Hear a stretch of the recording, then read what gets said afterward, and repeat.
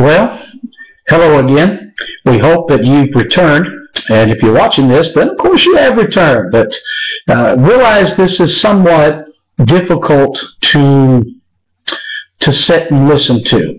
But I'm telling you, if you'll endure to the end, Matthew 24:13, if you'll do that, okay, then you might learn some things. And I hope that these things will prove to be helpful. I'm Dr. Bobby Adams, pastor of Berea Baptist Church, and we are a King James Bible-believing, preaching church, okay?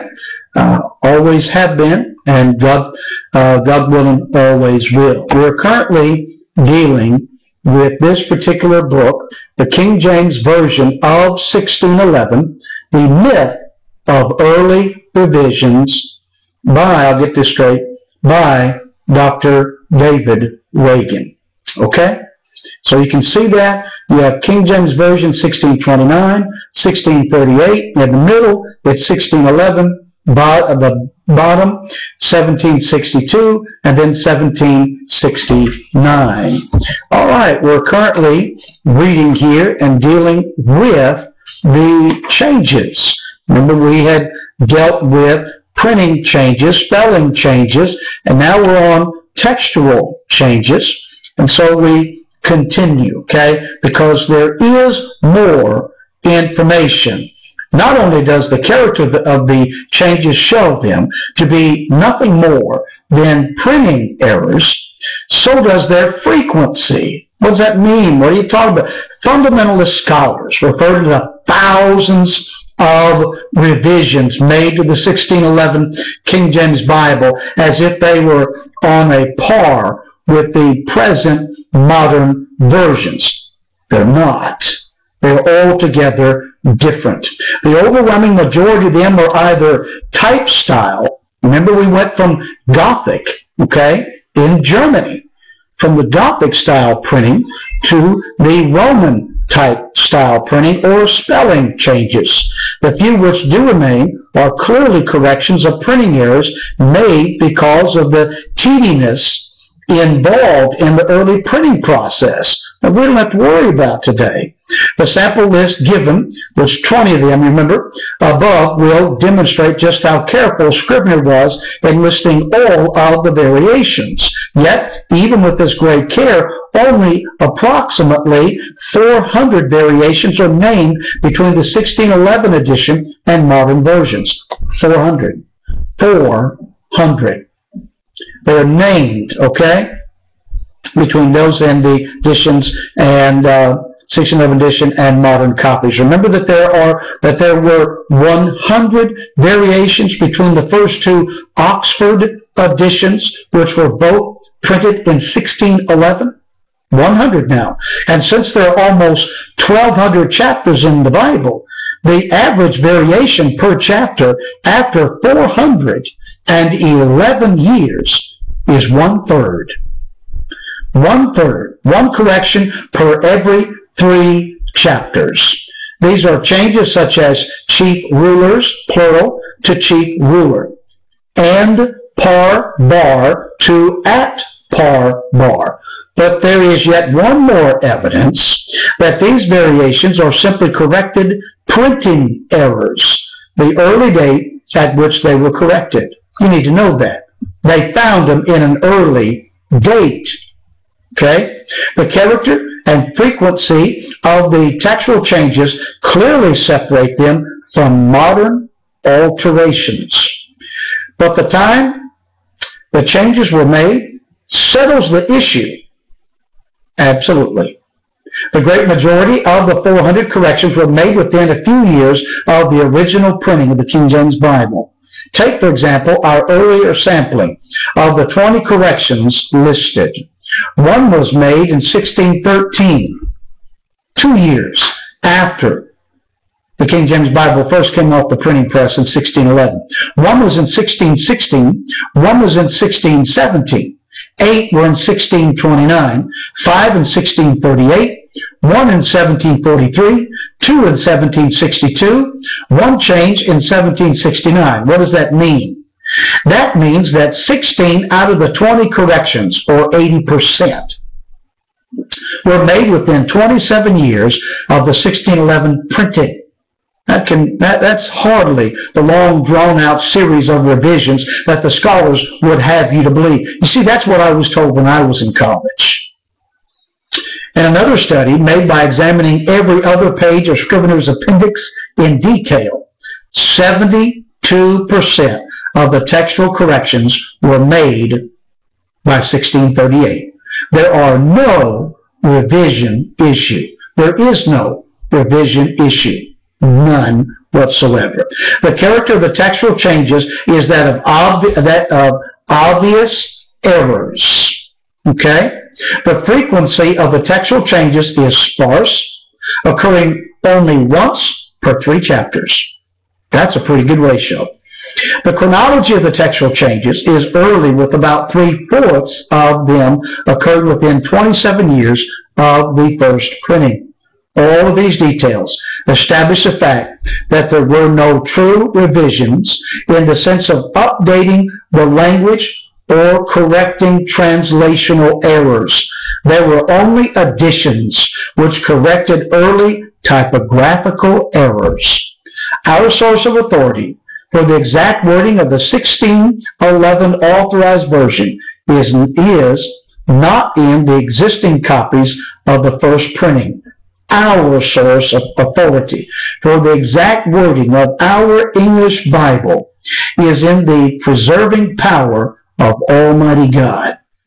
Just as God did not leave us the original autographs to fight and squabble over, so He didn't see fit to leave us the proof copy of the translation. Our authority is in the hand of God, as always. You can praise the Lord for that. Well, we come now to the fourth major point. By way of reminder, don't want you to get lost in the shuffle. In dealing with the subject, we're dealing with the printing conditions of 1611. That's Roman numeral 1. Roman numeral 2, the 4 so-called revisions of the 1611 version. Roman numeral 3, the so-called thousands of changes. And now we come to Roman numeral 4, changes in the book of Ecclesiastes. He's wanting to focalize, centralize in this particular book. We're on page 13 now at the bottom. An in-depth study of the changes made in the book of Ecclesiastes should help illustrate the principles stated. The author is grateful to Dr. Dave Reese of Millbrook, Alabama, for his work in this area. By comparing a 1611 reprint of the original edition put out by Thomas Nelson and Sons with a recent printing of the King James Version, Dr. Reese was able to locate 4 variations in the book of Ecclesiastes. The reference is given first, then the text of the Thomas Nelson 1611 reprint.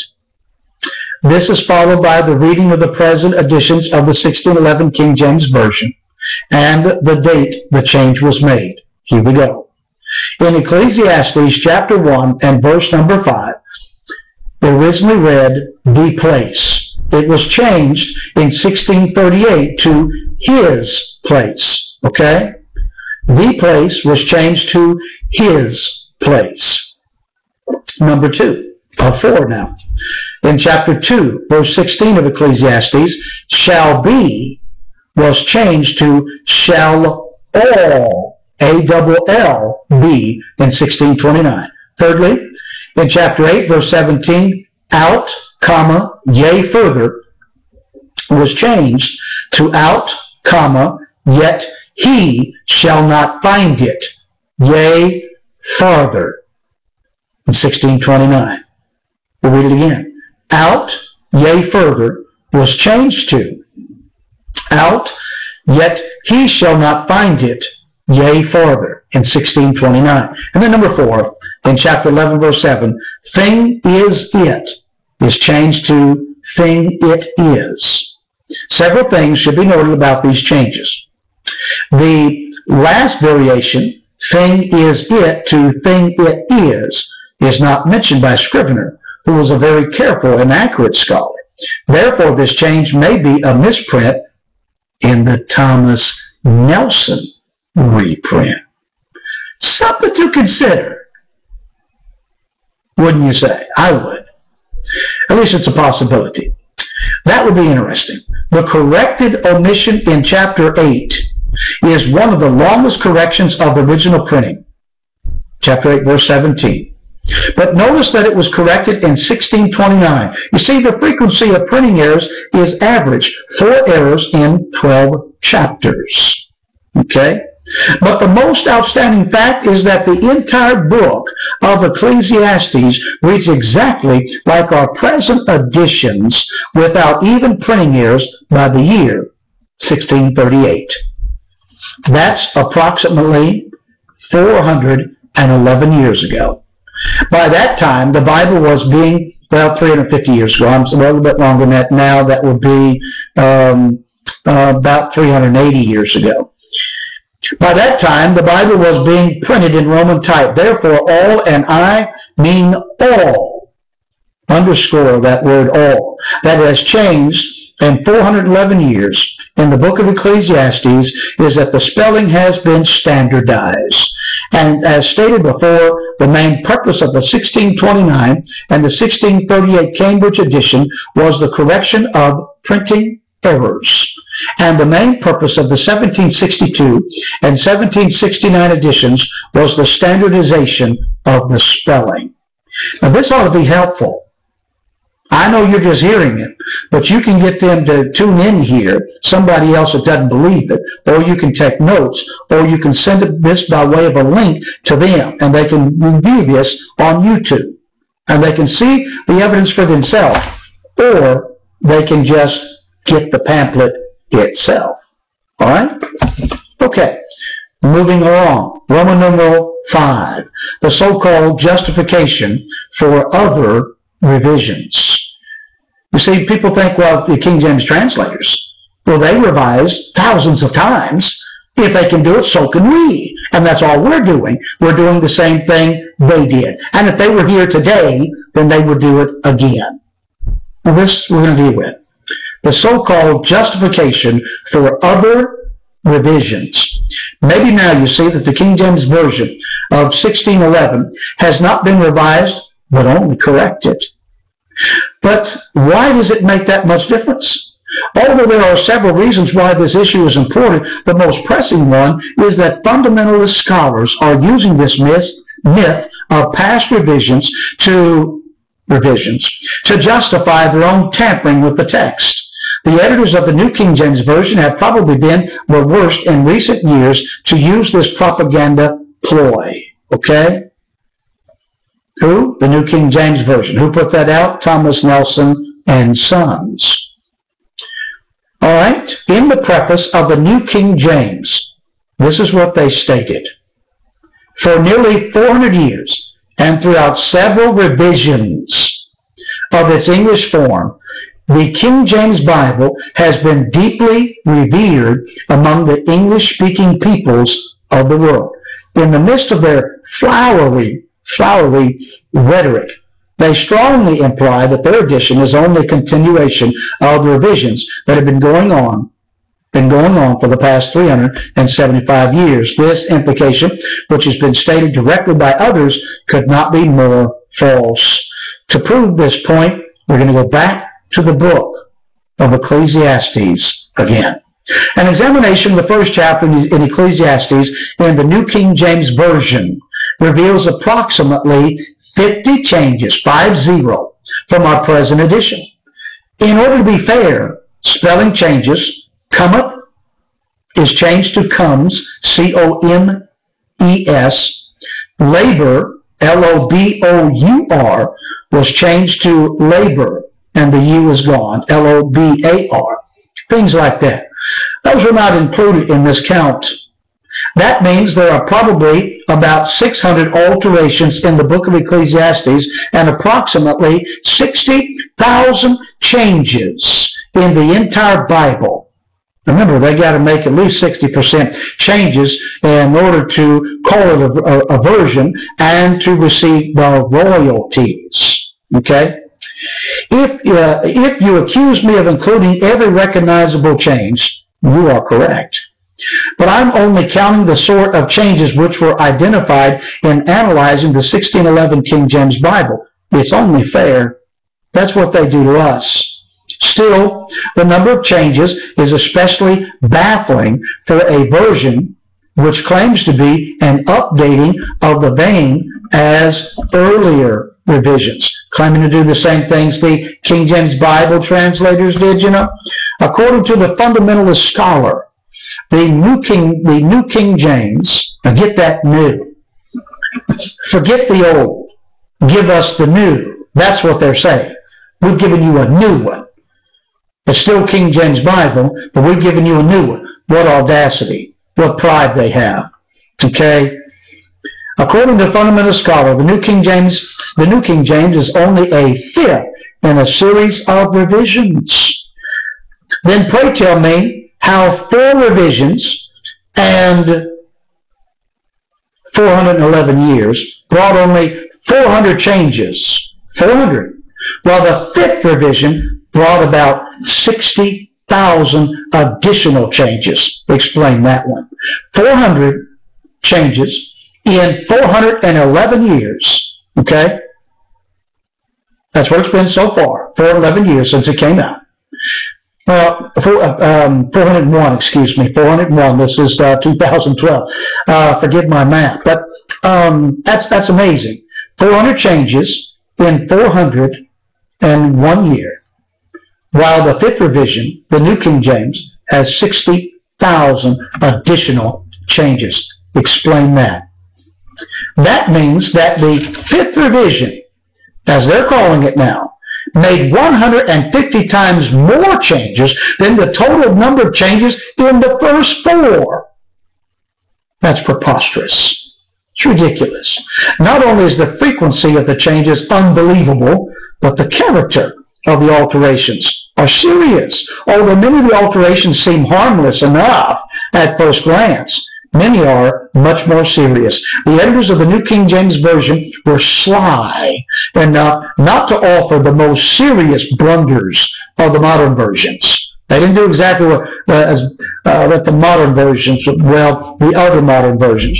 Yet they were not afraid to change the readings in those places that are unfamiliar to the average fundamentalist. I'm talking about a Baptist.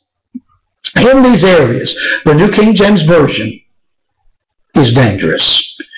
Below are some of the more harmful alterations made in the book of Ecclesiastes. The reference is given first. Then the reading is found in the King James Version. And last, the reading is found in the New King James Version. Now, I'm not sure I want to go through all of these, but let me see if I can put this on the screen here so you can see some of it. See that? Freeze your video. Freeze it. If I can hold it still. And look at some of those. Alright? You look at them. You can see that travail which God hath given is changed the God-given task in chapter 3, verse 10. Chapter 3 and 11, the world was changed to eternity. See that? So he lists several of these, going through 12 chapters of the book of Ecclesiastes. Sore travail, grievous task. Chapter 1, verse 13. Chapter 1, verse 14, vexation of spirit was changed to grasping for the wind. Wow, that's quite a change. In verse 16, my heart had great experience of wisdom was changed to my heart has understood great wisdom. Wow, great experience to understood. That's quite a difference. In chapter 2, verse 3, to give myself unto, to gratify my flesh with, in the New King James Version. In chapter 2, verse 21, equity was changed to skill. You got equity built up in your home? Change to skill. In chapter 3, verse 18, that God might manifest them. That God might manifest them was changed to God test them. They themselves are beast. In chapter 3, verse 18 was changed to they themselves are like beast. There's a difference in are beast and like beast. Portion was changed to heritage in 3:22. In chapter 4, verse 4, right work was changed to skillful work. I guess we couldn't understand rightful work, and so they had to change it to skillful. Keep thy foot. In the King James Bible, in chapter 5, verse 1 was changed to walk prudently. Oh, that's clear. That's clear. Chapter 5, verse 6, the angel was changed to the messenger of God. They've added to the text. Okay? Chapter 5, verse 6, thy voice was changed to your excuse. Verse 8, he that is higher than the highest is changed to high official. High official. He that is higher than the highest, that the King James had. In verse 20, God answereth with an ETH, him, to God keeps him busy. Now what a change. God answereth him is changed to, in the New King James, God keeps him busy. Chapter 6, verse 3, untimely birth is changed to a stillborn child. Now that's nuts for the funny farm. That's wrong. Chapter 7, verse 29, inventions is changed to schemes.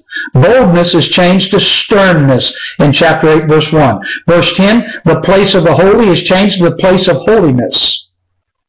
Chapter 10, verse 1, listen to this. Dead flies cause the ointment of the apothecary to send forth a stinking savor. Was changed to dead flies putrefy the perfumer's ointment. Chapter 10, verse 10, if the iron be blunt, was changed to if the axe is dull. Verse 10 also, wisdom is profitable to direct. Wisdom is profitable to direct. To change to wisdom brings success. Chapter 12, verse 9, gave good heed. Gave good heed is changed to pondered. I ponder. Verse 11, the masters of assemblies was changed to scholars. This is the only sampling of the changes in the book. But notice what is done. Equity, which is a trait of godliness, becomes skill. The world becomes eternity. Man without God is no longer a beast, but just like a beast. In chapter 3, verse 18. The clear reference to deity in Ecclesiastes chapter 5, verse 8, he that is mightier than the highest is successfully removed. Higher official. That's what he is. But since success is what wisdom is supposed to bring us, this must be progress. At least God is keeping the scholars busy in chapter 5, verse 20. Probably the most revealing of the above mentioned changes is the last one here mentioned. Changes is the last one listed, where the masters of assemblies become scholars. According to the New King James, the words of scholars are like well-driven nails given by one shepherd. The masters of assembly are replaced by the scholars who become the source of the shepherd's words. This is what these scholars would like us to think, but I'm telling you, it is simply not true. Let me finish. It's a little longer this time. Almost done. 2 paragraphs to go in this chapter, and we're done with the book. In conclusion, the New King James is not a revision in the vein of former revisions of the King James Version. That needs to be noted. It is instead an entirely a new translation. Got it? As stated in the introduction, the purpose of this book is not to convince those who use other versions. Same thing with this broadcast. That is, the myth that the New King James Version and others like it are nothing more than a continuation of revisions which have periodically been made to the King James Version since 1611. There's one problem with this theory. There are no such revisions of the King James Bible. Okay? None whatsoever. The King James Bible of 1611 has not undergone 4 or any major revisions. Therefore, Dr. Reagan concludes, the New King James Version is not a continuation of what has gone on before. It should in fact be called the Thomas Nelson Version. That bothers some of you, but that's all right. They hold the copyright. The King James Version we have today has not been revised, but purified. We still have no reason to doubt that the Bible we hold in our hands is the very words of God preserved for us in the English language. The authority for its veracity lies not in the first printing of the King James Version of 1611 or in the character of King James I. Hello, for those of you who think that he was effeminate, and those of you who think that he was a sodomite, a queer, a gay, homosexual, whatever, or in the scholarship of 1611 translators, or in the literary accomplishment of Elizabethan English style